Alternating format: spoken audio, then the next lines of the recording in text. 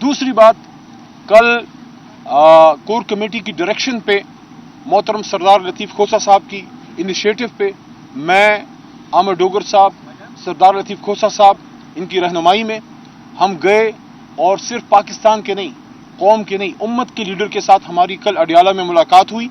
और मैं उसके जज्बे को सलाम पेश करता हूँ कि उसने जो बात की, इमरान खान साहब ने वही बात की जो गिरफ्तारी से पहले जब मैंने उनको बताया, उन्होंने कहा बिल्कुल।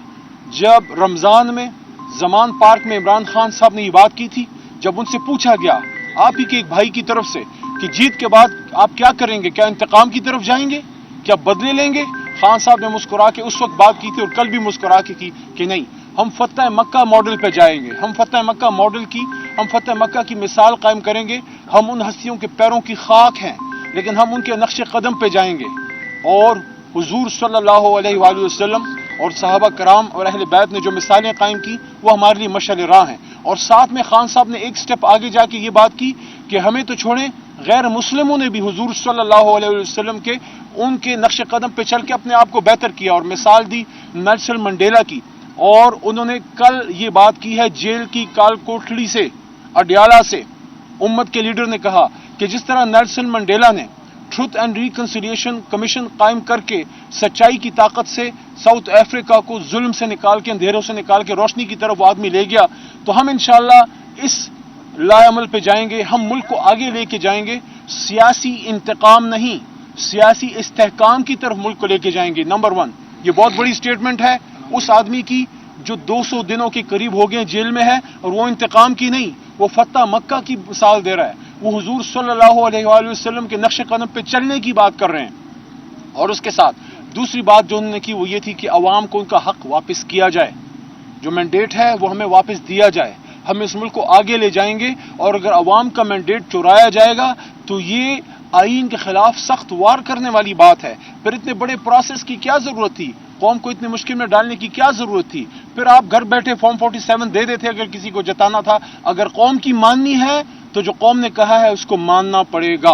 नंबर 3 जो उन्होंने बात की वो ये है कि काफ़ी ये चीज़ चल रही है कि तहरीक इंसाफ की जो हमारी रिजर्व सीटें हैं मोहतरम ख़वातीन की, क्योंकि ख़वातीन का बड़ा किरदार है, और माइनॉरिटीज़ की ख़वातीन ने जो इस तहरीक में जान डाली है, मिसाल कायम कर दी है। जिस तरह फातिमा जनाब बीबी ने कायद आज़म का साथ दिया, उसी तरह हमारी बहनों ने कौम के बड़े भाई, कौम के लीडर इमरान खान का साथ दिया है। हम अपनी बहनों, अपनी ख़वातीन को सलाम पेश करते हैं, जिन्होंने जेलें काटी हैं, जिन तकलीफ़ें सही हैं, जिन्होंने सब चीज़ सही है लेकिन सर नहीं झुकाया, हक के साथ वो खड़ी रही हैं।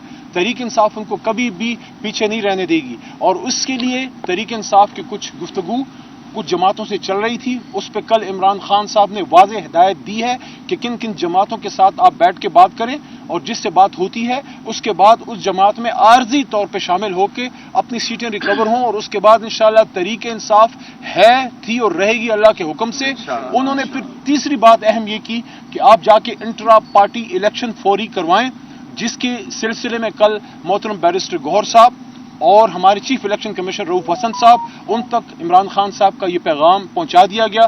सरदार लतीफ़ खोसा साहब ने वहां इमरान खान साहब को इस सिलसिले में अपने मुफीद मशवरे दिए और बताया कि हालांकि हमारा इलेक्शन पिछला भी सही था, लेकिन उसके बावजूद जो कुछ चीज़ें बताई हैं इलेक्शन कमीशन ने, जो हम समझते हैं कि हमने पूरी की थी, लेकिन इलेक्शन कमीशन की राय में नहीं है, तो वो सुकम निकाल के हम फौरी नए इलेक्शन की तरफ भी जाएंगे। खान साहब ने डायरेक्शन दी है और वो जल्द से जल्द वो इलेक्शन भी हो जाएगा। और आखिरी बात, इमरान खान साहब ने एक बार फिर इस अज़म का इजहार किया है कि चाहे जितने भी केस करें, चाहे जो कुछ भी करें, ये जेल मुझे नहीं झुका सकती, क्योंकि मैं कौम के लिए खड़ा हूं। और कौम की तरफ से मैसेज 8 फरवरी को आ गया कि इमरान खान आप खड़े हैं तो कौम भी खड़ी है। मैं इसके बाद अपने बड़े भाई और मोहतरम साहब ये बताएं कि आपने जो कमिश्नर की बात की है सबने, तो कमिश्नर साहब ने जो इल्जामात लगाए हैं उसमें चीफ जस्टिस पे भी उन्होंने इल्जामात लगाए हैं, तो क्या एज इट इज जो बात कर रहे हैं आप लोगों का भी यही स्टांस है कि चीफ जस्टिस जो है वो इस तमाम मामलात में जो है वो भी उनकी भी इन्वॉल्वमेंट है?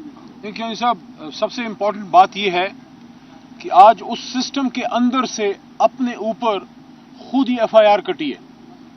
इमरान खान साहब ने, कौम के लीडर ने कल अडियाला में जंदान से जो बात की ट्रुथ एंड रिकंसिलिएशन की, तो मैं तो यहाँ पार्लियामेंट हाउस जिसके माथे पे ला इलाहा इल्लल्लाह मुहम्मदुर रसूलुल्लाह लिखा हुआ है, तो उसकी اس کے سامنے کھڑے ہو کے ان کو مبارکباد دیتا ہوں کہ خان صاحب ٹروتھ اینڈ ریکنسیلیشن کمیشن تو وہاں سے قائم ہو گیا جہاں سے امید نہیں تھی. جو بات مولانا فضل الرحمان صاحب نے کی ہے یہ وہی بات ہے جو عمران خان 2 سال سے کر رہے ہیں, اور اس کے ساتھ ساتھ آج کمشنر راول پنڈی نے بیچ چوراہے ہنڈیا پھوڑ دی ہے. میں سمجھتا ہوں میں نے آج جیو نیوز اور باقی چینلز پہ یہ بات کی ہے اور آج آپ کے سامنے بھی یہ کر رہا ہوں کہ سپریم کورٹ پہ ہمیں اعتماد ہے. ہاں کبھی فیصلے آپ کے حق میں آتے ہیں, خلاف آتے ہیں, لیکن یہ آخری عدالت ہے. اگر اس پہ اعتماد نہیں ہوگا تو پھر کیا ہماری مجبوری ہے, ہم نے اپنے عدالتوں کے پاس جانا ہے.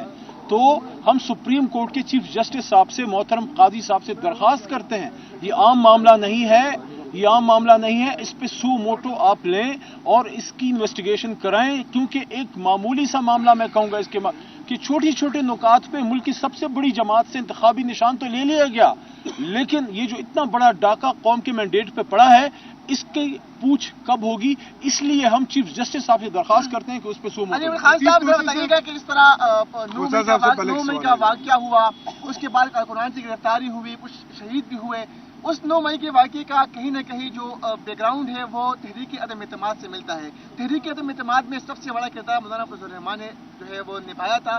اس کے علاوہ پاکستان تحریک انصاف کے زمین گرم کرنے کا کہا گیا تھا. جو پاکستان تحریک انصاف کی خواتین ہیں ان کو تتیا بھی وہ کہہ چکے ہیں. آپ ان کے گھر پر گئے ہیں سر, تو کیا آپ نہیں سمجھتے کہ ان کا ساتھ زیادتی ہے؟ میرے چھوٹے بھائی, سیاست میں آپ بات کرتے ہیں اور یہ ہمارا تو کلچر ہے, کسی کے گھر جانے سے آپ کی اپنی عزت بڑھتی ہے. اور دوسری بات یہ ہے کہ مولانا صاحب جن کو میں بصد احترام کہوں گا کیونکہ ہمیشہ احترام کا رشتہ رہا ہے, جن کو یہودی ایجنٹ کہتے تھے, ماشاءاللہ انہوں نے ان کو سینے سے لگایا ہے. اور نقطہ بیچ میں کیا ہے کہ جو دھاندلی ہوئی ہے, وہ کہتے ہیں کہ دھاندلی ہوئی ہے, ہم بھی کہتے ہیں دھاندلی ہوئی ہے, ہمارے بیچ میں یہ پوائنٹ مشترک ہے. آپ کے ساتھ مل کے بنانے جا رہے ہیں جس کو آپ 3 دنوں سے جو ہے وہ آپ اڈیالہ جیل کے چکر کاٹ رہے ہیں, اور مدعا ایک ہی ہے کہ کس سیاسی جماعت میں شمولیت اختیار کرنی ہے.